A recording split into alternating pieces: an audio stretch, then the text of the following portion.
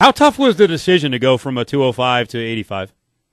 It wasn't tough at all. Yeah. I knew that was 85-pounder, and I was just for me, I was surprisingly 255 pounds. I was coaching. I was done competing for a while, and for 5 years, I was just kind of like eating fast food, coaching and traveling, recruiting, and doing all that stuff, and going to school, getting my master's, have a wife and 4 kids. So I had a lot on my plate. I was just kind of living life, you know. Yep. And then when I accepted a job at UC Davis, I met Uriah Faber, because I wrestled at Oklahoma State, coached there for 3 years. I actually won a national championship for them there, coached for 3 years, and then I accepted a job at UC Davis back in California, where I'm from, Northern California. And that's when I met Uriah Faber, and he was just like, hey, Munoz, you need to get into the sport. And I'm like, dude, like, I can't do it. Right now I'm teaching, coaching, getting my master's, wife and 4 kids. I said, man, I don't have any time. And he just stayed on me. And, like, my wife was like, no, I didn't marry a fighter. You need to, you know, what kind of example are you going to set for our kids? And just like, it was pretty tough, man. And I had to sit down with my family members and be able to be like, hey, this is an opportunity of a lifetime, I think, and this sport's going to explode, and I need to do this, and I need your support.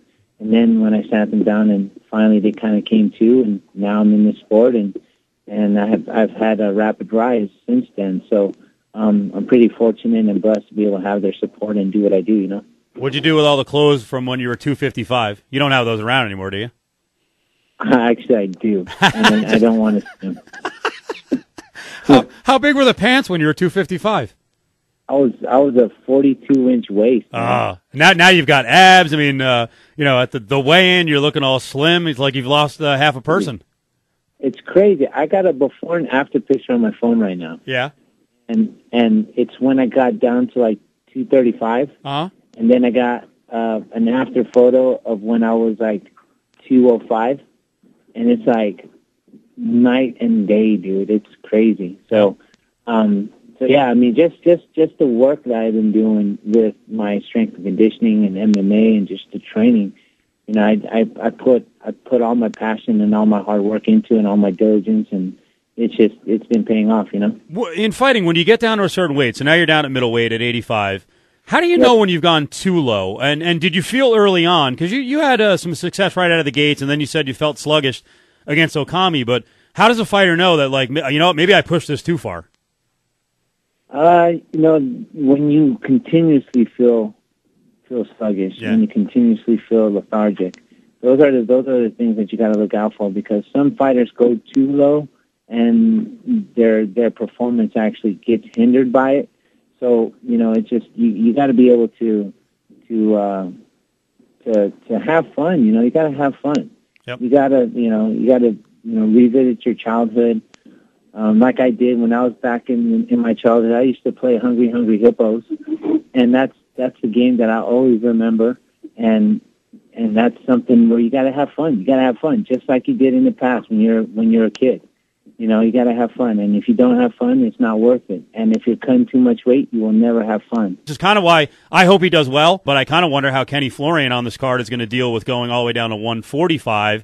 You know, because he's not 5'4", he's 5'10".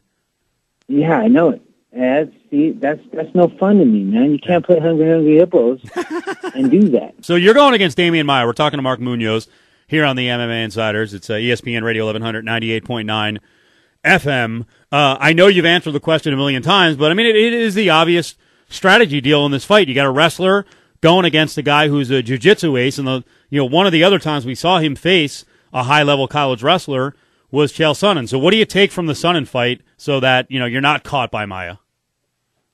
Actually talked to Chael about that fight, and he said that when he had taken him down, he was on top.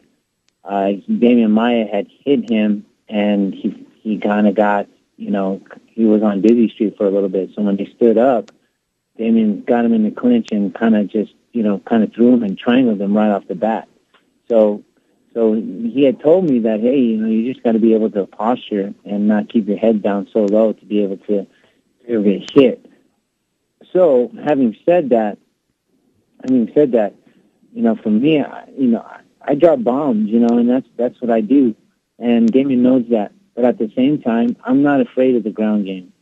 I have great guys I've been training with, and they've been doing everything in their power to show me how well that I'm coming along, and show me their techniques to be able to do out there inside the octagon. So I'm confident when we go to the mat, and wherever it goes, I'm prepared. So I welcome that. But when you see a jiu-jitsu guy and a wrestler go, you're going to see a lot of ground fighting. But at the same time, we're mixed martial artists. He has been developing his stand-up as well, and I'm definitely going to take the fight where I want it. I'm going to fight on my terms, and that's what I'm going to do.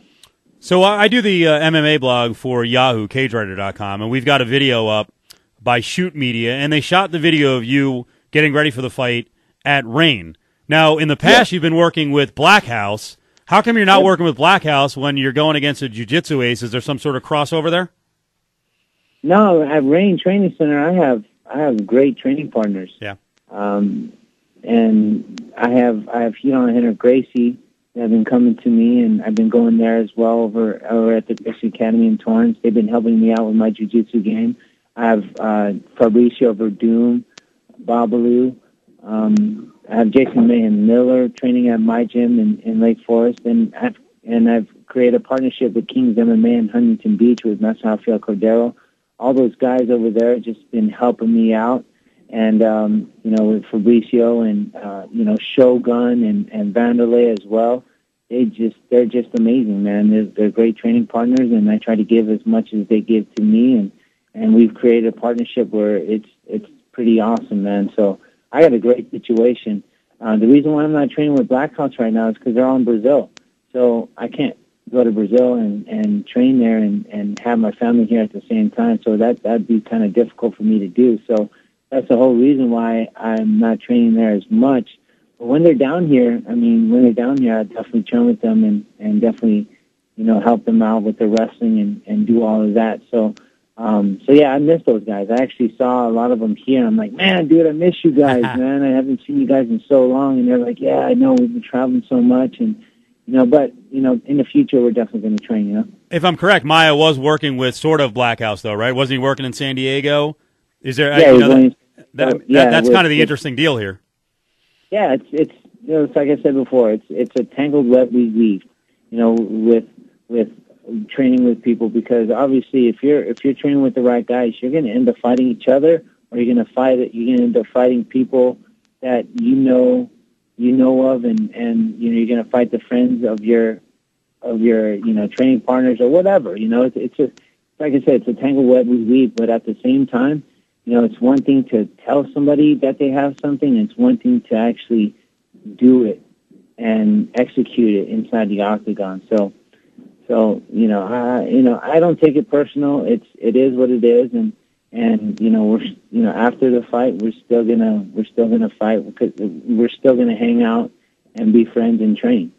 Yeah. What's it like working with as many Brazilians as you work with? Yeah, it's great. Yeah. I love Brazilians. I'm actually learning some Portuguese too. So, there you go. Yeah, you need it.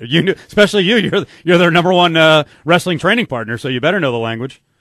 I know. I'm learning. I'm learning it a lot, and they're actually they're teaching me some terms. So yeah, especially when they're speaking Portuguese and they keep looking at me funny and like don't know what they're saying. They're talking about, hey, what are you saying? Want to make sure they're not cursing at you. That's right. Making fun of you.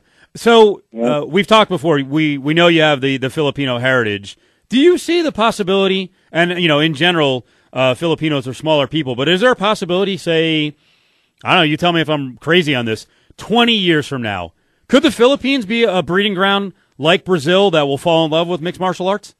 Oh yeah, for sure, for sure. There's a lot of talent in the Philippines. There's actually fight organizations that are popping up out there right now. There's a URCC that's going on right now. That's a great organization that a lot of the Asian countries go to. It's actually one of the bigger shows, and there's a lot of great fighters out there, man. So just be on the lookout, man, because the Philippines is they're definitely training, and they're definitely It's a great culture. They have that diligence, and they have that tenacity. And it's going to be awesome to see for sure. Hey, keep the hot roll going here. It's been a lot of success at 185. I mean, this kind of win could get you right in the title hunt. So good luck. For sure. Thank you. I appreciate it. Appreciate your time too.